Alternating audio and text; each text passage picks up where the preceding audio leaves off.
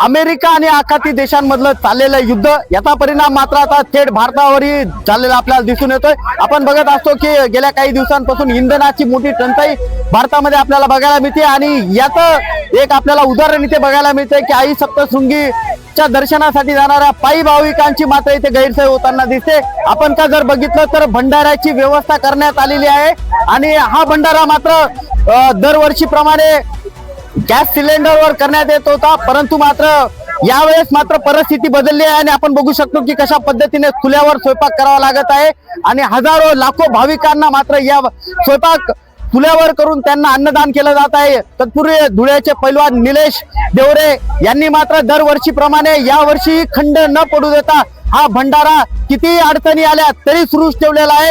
यांचं देखील कौतुक करावं लागेल का आपण बघतोय की कशा पद्धतीने धुरामध्ये हा स्वयंपाक केला जातोय आहे की धुळा असेल, शिरपूर असेल, इथून हजारो भाविक या रस्त्याने जात असताना आपण बघू शकतोय की किती मोठ्या प्रमाणावर आपल्याला गर्दी बघायला मिळते। हजारो भाविक या भंडाऱ्याचा लाभ घेत आहेत आणि या भंडाऱ्याचा लाभ घेत असताना आपण निलेश पैलवान यांना विचारणार, दादा आपण दरवर्षी हा भंडारा घेत असतो आणि आज आखाती देशांमधल्या युद्धामुळे गॅस टंचाई झाली आहे, पेट्रोल डिझेल मिळत नाही, अशा परिस्थितीमध्ये देखील आपण ही सेवा करत आहात, काय सांगाल याबद्दल?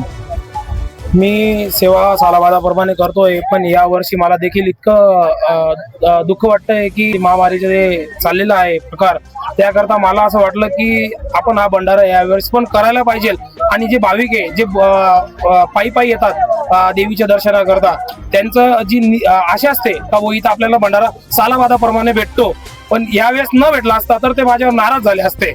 सालाबादाप्रमाणे त्यांना माझा जो चेहरा आहे त्यांना तो लक्षात राहिलेला आहे का या बामण गावामध्ये इथं मोठ्या संख्येने भंडारा होतो आणि त्यानंतर पोट भरून काही भाविक आहे हे खाऊन जातात। तर त्याकरता मला वाटलं का आपण नेहमीप्रमाणे सिलेंडर भेटो किंवा नको भेटो म्हणून आम्ही लाकडं तोडले आणि लाकडावर चुलीवरचा स्वयंपाक बनवला आणि भाविकांना पोट भरून जेवणाचा आनंद देतोय। नक्कीच बघायला गेलं तर दानशूर लोक आहेत, त्यांचं म्हणणं आहे की अडचणी किती पण येऊ द्या परंतु आम्ही सेवा मात्र सोडणार नाही। हजारो भाविक आमच्या अपेक्षेवर असतात, आशेवर असतात की ब्राह्मणगावामध्ये आल्यानंतर भंडारा मिळेल आणि आपल्याला 2 घास सुखाचे मिळतील।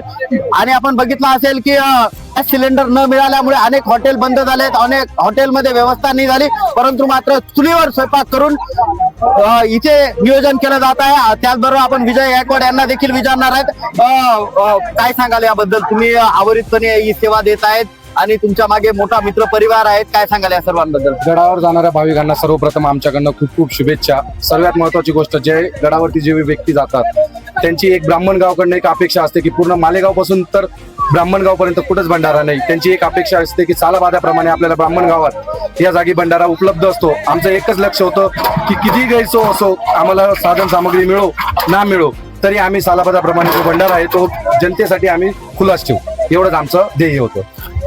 नक्कीच कौतुक करावं लागेल ब्राह्मणगाव येथील युवकांचं देखील की सालाबादाप्रमाणे त्यांनी या भंडाऱ्यामध्ये आपली उपस्थिती दाखवली आहे आणि किती अडचणी आल्या तरी मात्र सेवा हा धर्म सोडणार नाही। धन्यवाद।